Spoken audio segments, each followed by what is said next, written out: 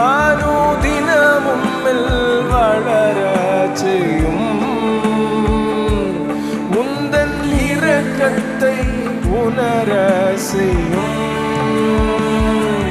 உந்தன் நாமம் எந்தன் துருகம் முற்றிலுமாக அர்ப்பணித்தே. உந்தன் நாமம் எந்தன் துருகம் முற்றிலுமாக அர்ப்பணித்தே.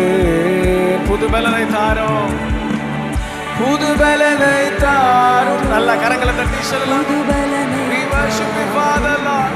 The new strength. பலனை தாரும் தேவா.